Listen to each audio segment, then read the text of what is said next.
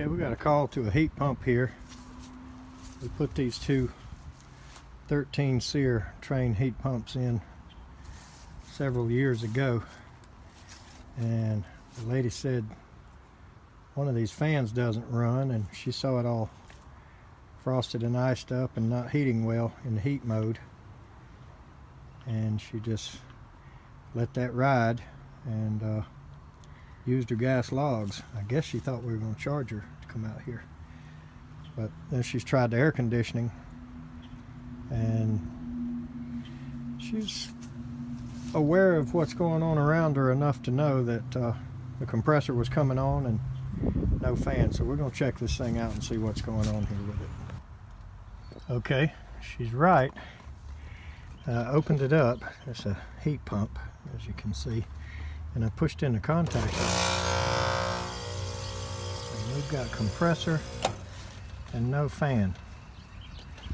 So first thing I usually will suspect, and it could be the motor, but is this board here, you know, that the relay on it that cuts the fan off and on.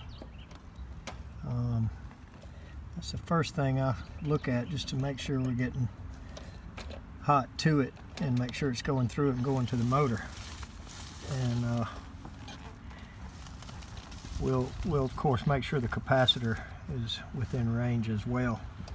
But I've seen some of this before. Let's see if this thing will sit right here.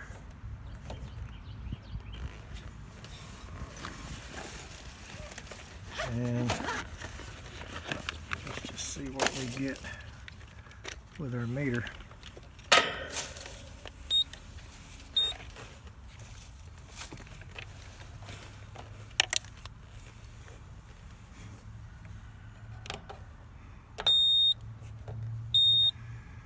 Okay, there's our incoming. So let's follow this blue wire. See which side contactor it goes to. Okay, so it is on this side. So we'll make sure that we are getting 240 or so when we push the contactor.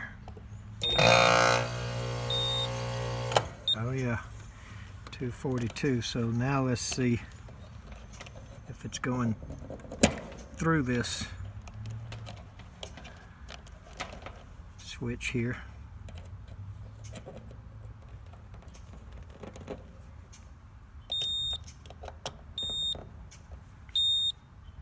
And it's hot right now. What I'm doing is I'm going to the other leg of the contactor and then to the switch, which, you know, it's hot now, which is correct. Let's check this capacitor next and be sure it's good. And we'll go after a motor if we have to. Alright, it's a 40 plus 5, so we should be able to go from common to fan. Put our meter on microfarads here. 493. So let's put that back on, and I know our other leg is hot going to the motor. So obviously we need to make a quick call and let the parts girl run us out of motor right quick. And yeah, this is not going to focus with those. Anyway, we'll use this model and serial and call and get the motor on the way. Okay, she dropped us a motor off, and of course it's warranty, and These things can be aggravating, but there's a little trick I do. With this piece of thermostat wire, a piece of tape, and I'll show it to you. I'm sure everybody's got 100 ways of their own. So I leave this conduit in place because it's pinched up in there in the, you know, in the cavity here, and it's really aggravating. So I leave it in place, and I pull these wires out to where they're at 3 different lengths here, and I'll show you what I do to get these things in and out easy. I may be able to get this camera to sit here.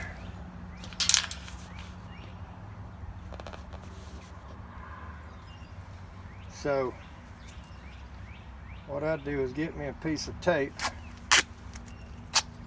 and any kind of wire work, I just grab the first thing I had.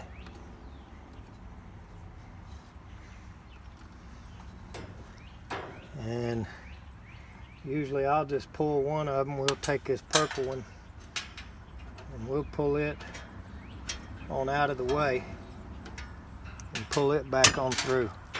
And we'll use 2 just to make it strong. So I'll take and run this tape in a fashion that doesn't interfere, and I'll fold the end of it right there where I can peel it off easy and kind of make it pointed there on the head. So what I'll do is I'll pull this back through with these other 2 wires.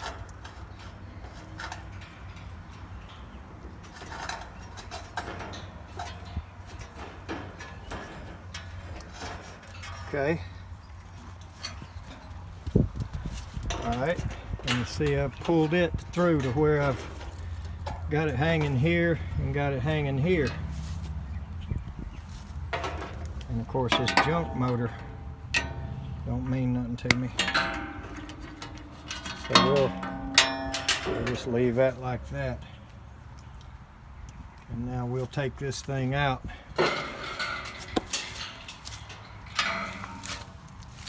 And we've got a wire here, and I'll take my new wires on my new motor and pull it back through. It'll be a whole lot easier than fighting this thing in and out or having to loosen up this whole cabinet here. So let's change this motor out right quick. We'll have this thing running in a matter of minutes. Okay, we've got the motor on. Another thing I really like about these OEM motors is those are 1/4 inch head screws. So that's really handy to put back together. I'm going to tape them to that right there, and I'm going to pull them back through. So let's see how that works. Okay, had to pause it a minute because the roll of tape is what I was using to brace the camera there. Don't have any of these sophisticated video apparatuses with me that some of these guys use. I wasn't planning on doing any service work today, and just got one other guy and me right now. So I've got it taped on there, and I'm going to kind of feed it and pull it through.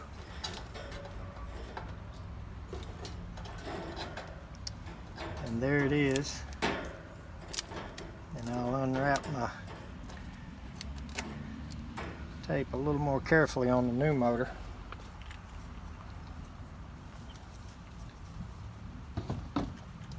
Okay, I'll pull this black one here.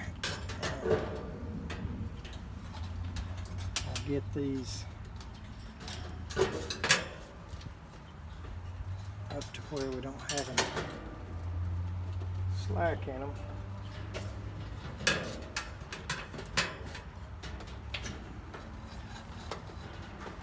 I'll get me a little bit of extra there to get that pushed on well with. And now we'll stick our blade on there.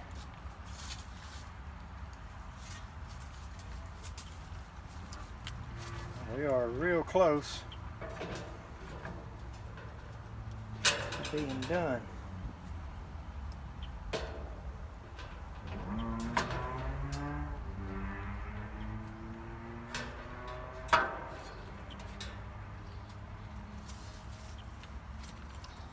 And I'm going to try to put this shaft right about where it was, because they should be the same. We just barely had a little sticking out.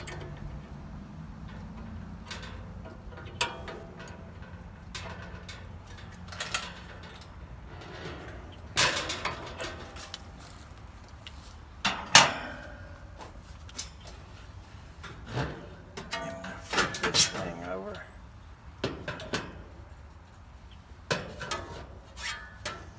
Looks like it pulled loose. Whoops. Hate to give that blade a hard time like that. We all know how easy they are to knock out of balance. That'll be easy with the blade. Okay.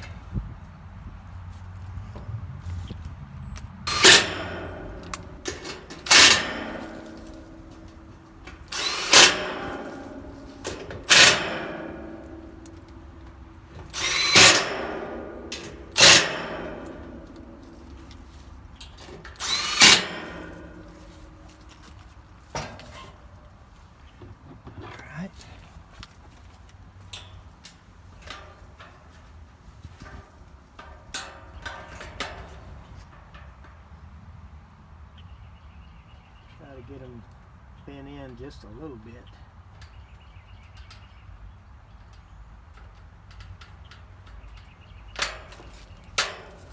There she goes.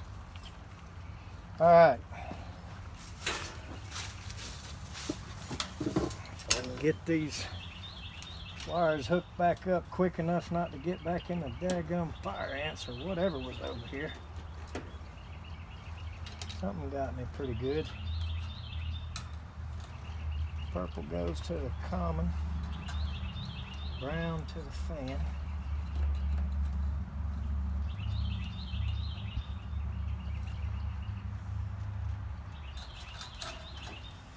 Stick our disconnect in and bump it one time.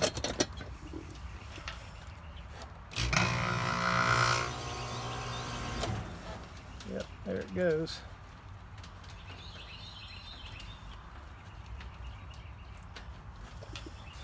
So,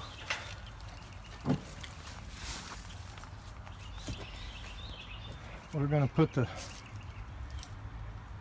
top door back on it anyway, and we're going to ask the customer if they would like us to do a general service on it while we're here, just to check and clean. She said she would think about it and just let her know when I got it running. So I don't think the coil is in too bad a shape.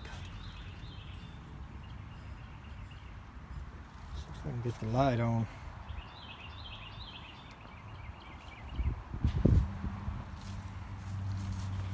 Okay, let's look around here where it would actually be getting stuff from these flowers.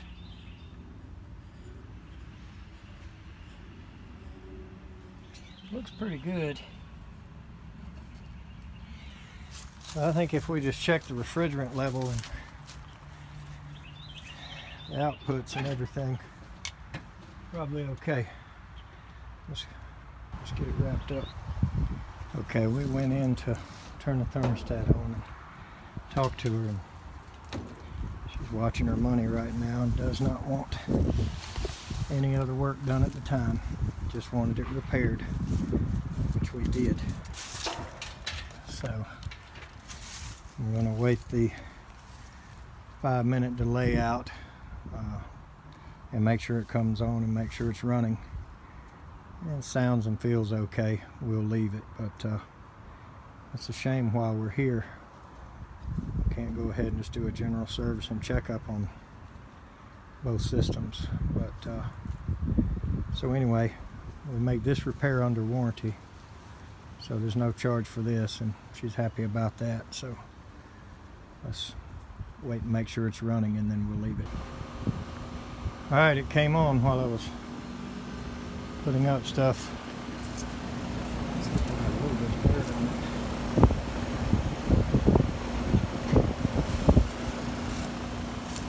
But sounds pretty quiet. I was worried that maybe running with no fan had tortured the compressor a little bit. We do have pressure switches in these, both high and low, but so it really shouldn't torture itself too bad. But it sounds good. This one has an old Clima-Tuff in it. It's not a Rotolock, but it is a Clima-Tuff reciprocator and a little jacket on it. It's a little bit bigger. I think it's a half a ton bigger.